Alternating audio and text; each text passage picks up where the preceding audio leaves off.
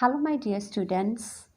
Welcome to English literature class. Students, we have already started reading the chapter number 14, the luncheon, and I have already sent you the two parts of this chapter.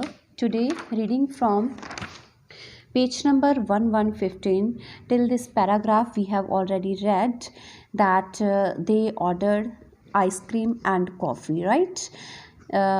Last video में हमने किया था कि last में narrator ने पूछा था कि अब उसको कुछ और चाहिए, मतलब ही offered something more, that was coffee. He offered coffee and she said yes, just an ice cream and coffee, she answered. Okay, so students, what we read that first she ordered salmon and then caviar, then the giant asparagus, and she used to say that she never eat more than one thing, and now she ordered an ice cream and coffee too. I was past caring now, so I ordered coffee for myself and an ice cream and coffee for her. Students, what's the meaning of past caring? Past caring means to be no longer interested in someone or something because you are annoyed. Okay, जब कोई किसी चीज़ से बहुत ज़्यादा परेशान हो जाता है और उसकी केयर करना छोड़ देता है तो उसको बोलते हैं पास्ट केयरिंग. ठीक है, तो अब नरेटर को किसी चीज़ की वरी नहीं थी क्योंकि वो सोच रहा था कि चलो ठीक है, जो होता है हो जाए. तब उसने अपने लिए भी कॉफ़ी ऑर्डर कर दी और अपनी गेस्ट के लिए भी कॉफ़ी और आइसक्रीम ऑर्डर किए. You know, there's one thing I thoroughly believe in, she said as she ate the ice cream. One should always get up from a meal feeling one could eat a little more. Students, अब जब उसने अपनी ice cream fish की उसकी guest ने, तब उसने कहा कि तुम्हें पता है मैं किस चीज़ में बिलीव करती हूँ. I believe in that we should not get up from dining table after full contentment. One should leave bit capacity before getting up from eating. That means उसने बोला कि ऐसा नहीं कि हमें फुल पेट भर के खाना चाहिए, हमें थोड़ी सी कैपेसिटी बचा के खाना चाहिए. जब हमारी कैपेसिटी पड़ी होती है तब उसे हमें डाइनिंग टेबल से उठ जाना चाहिए.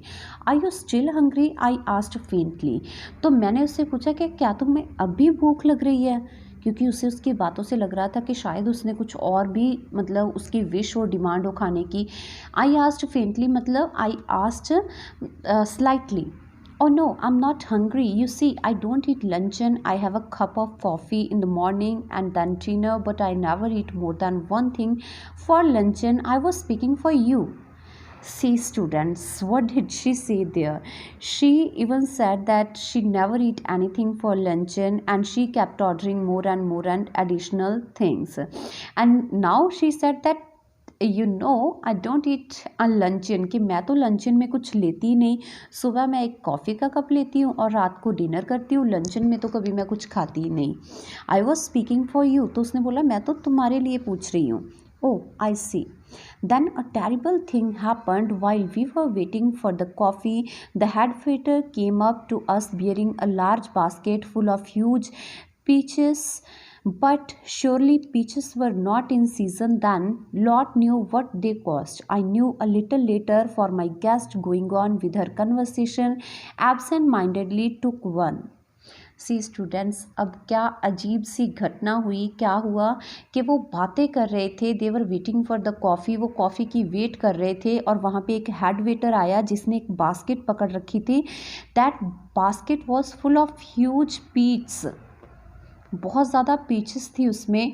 But surely peaches were not. तो राइटर बता रहा है कि उस टाइम पीचेस का सीज़न नहीं था और भगवान जाने के क्या कीमत होगी पीचेस की, क्योंकि बच्चे जब किसी चीज़ का सीज़न नहीं होता तो वो चीज़ हमें बहुत ज़्यादा कॉस्टली, बहुत ज़्यादा एक्सपेंसिव मिलती है.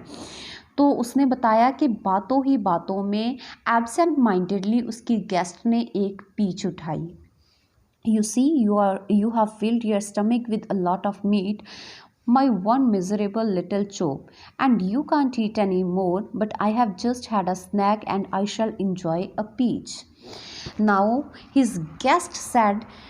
अब उसकी गेस्ट क्या बोल रही है कि उसने तो अपना पेट फुल कर लिया है मीट से, जबकि उसने बेचारे ने एक छोटा सा मतलब मटन चॉप खाया तो उसको बोल रही है कि तुम्हारा पेट भर गया है, तो तुम्हारी तो इतनी कैपेसिटी है नहीं कुछ खाने की, पर मैंने तो जस्ट स्नैक्स ही लिए हैं और अब मैं पीच खाऊंगी। The bill came, and when I paid it, I found that I had only enough for a quite inadequate tip.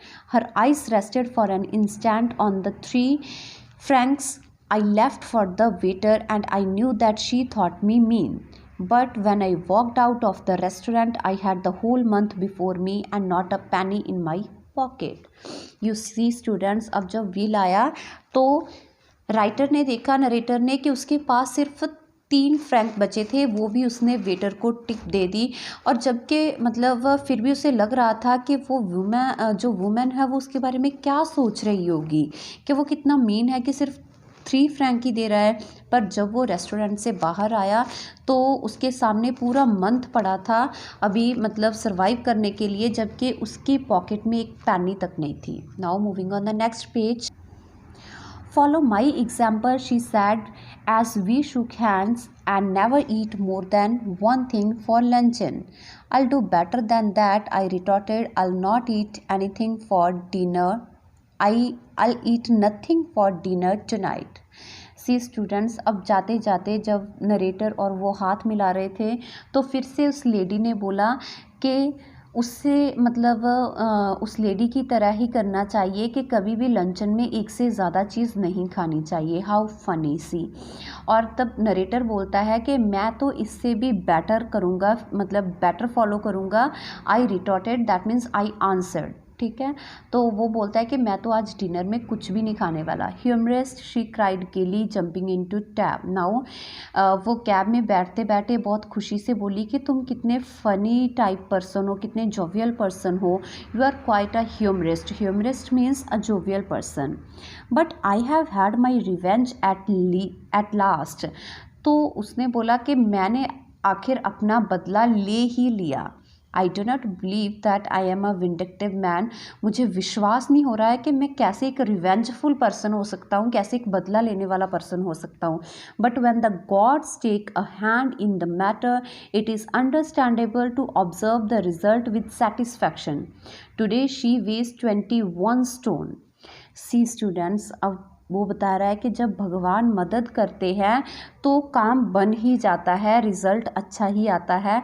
और वो जो वुमेन है आज उसका वेट 21 स्टोन है। Stone is a stone is a unit of measurement weight. 1 stone equal 6.35 kg। तो एक stone जो होता है 6.35 किलोग्राम के इक्वल होता है। और आज उसका जो वेट है that was 133 point something, 133.36 something.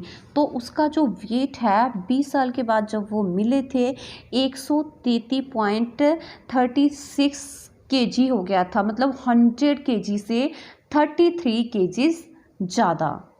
C students, so I hope you understood this story well and you enjoyed it also. Thank you. Have a wonderful day.